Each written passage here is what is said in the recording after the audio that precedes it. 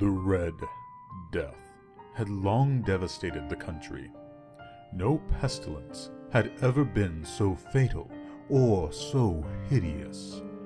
Blood was its avatar and its seal. The redness and the horror of blood. There were sharp pains and sudden dizziness, and then profuse bleeding at the pores, with dissolution. The scarlet stains upon the body, and especially upon the face of the victim, were the pest ban which shut him out from the aid and from the sympathy of his fellow men. And the whole seizure, progress, and termination of the disease were the incidents of half an hour. But the Prince Prospero was happy and dauntless and sagacious. When his dominions were half depopulated, he summoned to his presence 1,000 hale and light-hearted friends from among the knights and dames of his court, and with these retired to the deep seclusion of one of his castellated abbeys. This was an extensive and magnificent structure, the creation of the prince's own eccentric yet august taste. A strong and lofty wall girdled it in. This wall had gates of iron. The courtiers, having entered, brought furnaces and massy hammers and welded the bolts. These resolved to leave means neither of ingress or egress to the sudden impulses of despair or of frenzy from within. The abbey was amply provisioned. With such precautions, the courtiers might bid defiance to contagion. The external world could take care of itself. In the meantime, it was folly to grieve or to think. The prince had provided all the appliances of pleasure. There were buffoons, there were improvisatori, there were ballet dancers, there were musicians, there was beauty, there was wine. All these and security were within. Without was the Red Death. It was toward the close of the 5th or 6th month of his seclusion, and while the pestilence raged most furiously abroad, that the Prince Prospero entertained his 1,000 friends at a masked ball of the most unusual magnificence. It was a voluptuous scene, that masquerade. But first, let me tell of the rooms in which it was held. There were 7, an imperial suite. In many palaces, however, such suites form a long and straight vista, which the folding doors slide back nearly to the walls on either side, so that the view of the whole extent is scarcely impeded. Here, the case was very different, as might have been expected from the Duke's love of the bazaar. The apartments were so irregularly disposed that the vision embraced but little more than one at a time. There was a sharp turn at every 20 or 30 yards, and at each turn a novel effect. To the right and left, in the middle of each wall, a tall and narrow Gothic window looked out upon a closed corridor which pursued the windings of the suite. These windows were of stained glass, whose color varied in accordance with the prevailing hue of the decorations of the chamber into which it opened. That at the eastern extremity was hung, for example, in blue, and vividly blue were its windows. The second chamber was purple in its casements. The fourth was furnished and lighted with orange, the fifth with white, the sixth with violet. The 7th apartment was closely shrouded in black velvet tapestries that hung all over the ceiling and down the walls, falling in heavy folds upon a carpet of the same material and hue. But in this chamber only, the color of the windows failed to correspond with the decorations. The panes here were scarlet, a deep blood color. Now, in no one of the 7 apartments was there any lamp or candelabrum. Amid the profusions of golden ornaments that lay scattered to and fro or depended from the roof, there was no light of any kind emanating from lamp or candle within the suite of chambers. But in the corridors that followed the suite, there stood, opposite to each window, a heavy tripod, bearing a brazier of fire that projected its rays through the tinted glass and so glaringly illumined the room. And thus were produced a multitude of gaudy and fantastic appearances.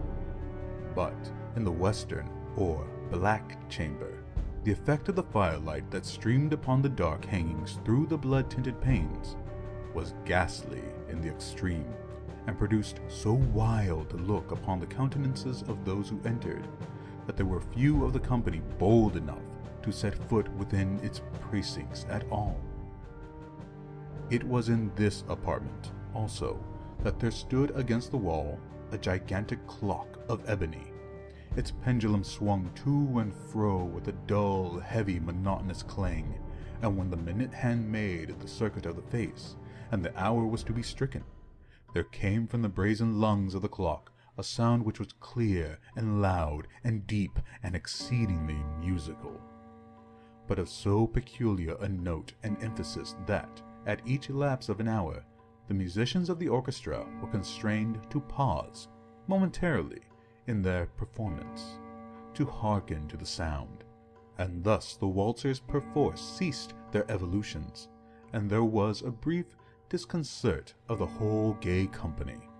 And, while the chimes of the clock yet rang, it was observed that the giddiest grew pale, and the more aged and sedate passed their hands over their brow as if in confused reverie or meditation.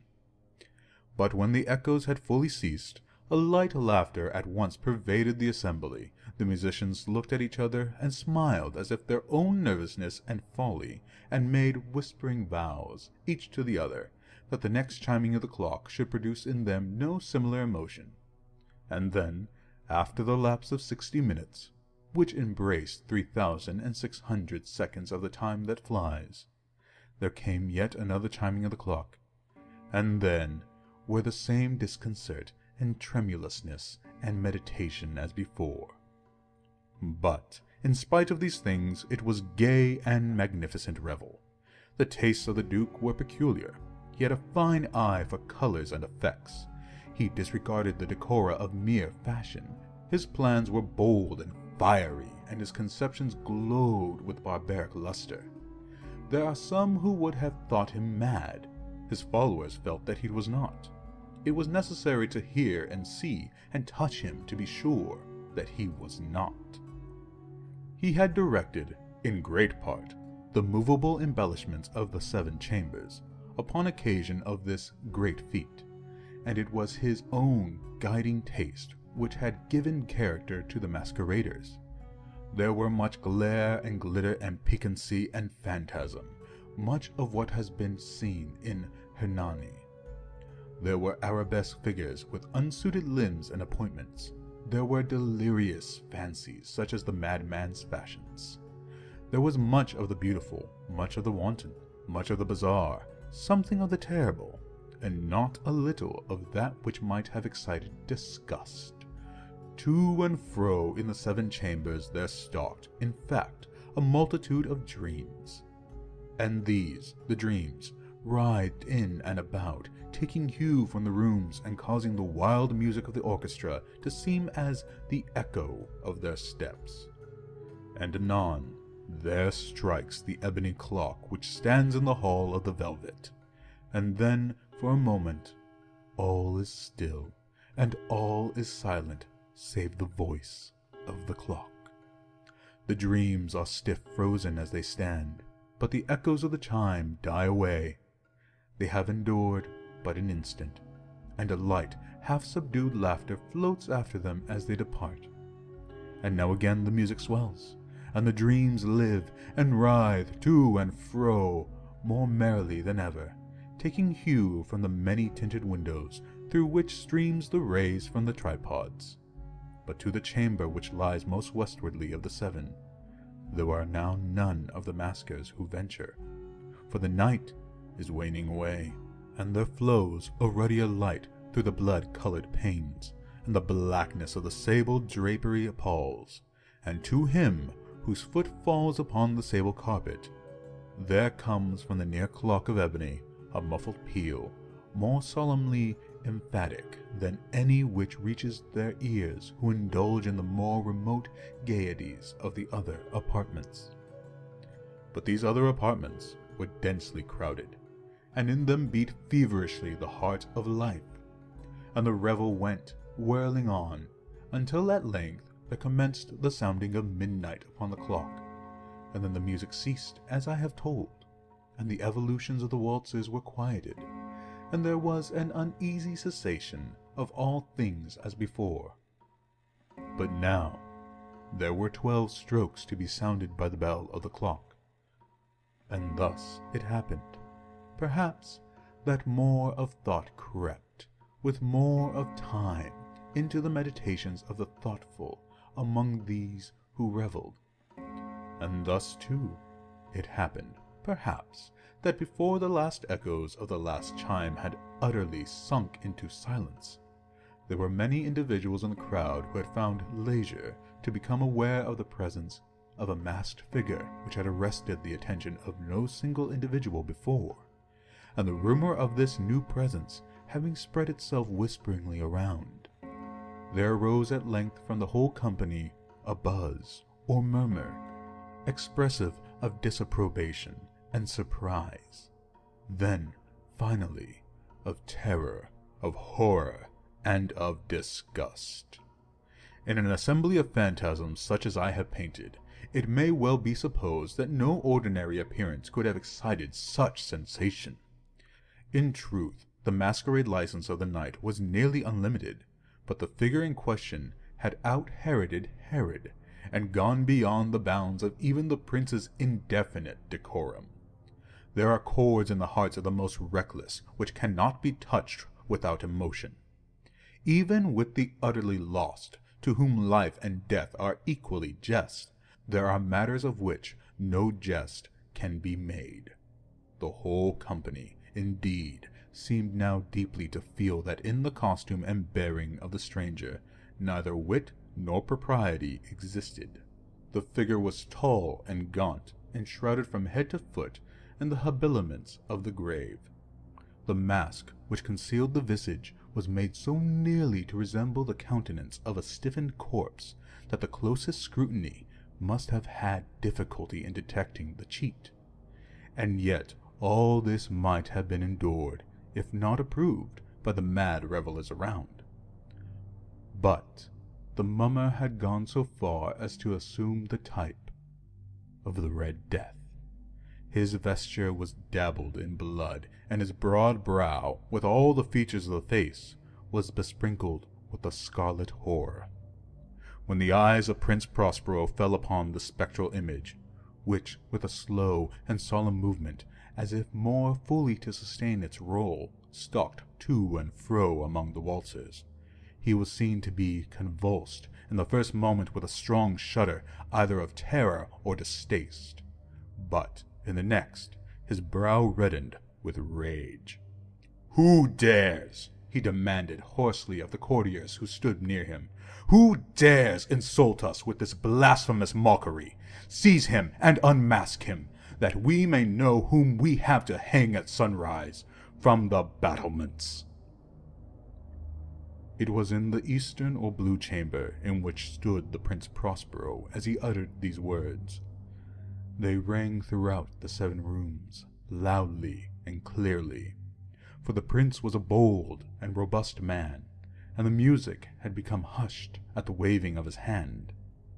It was in the blue room where stood the prince, with a group of pale courtiers by his side.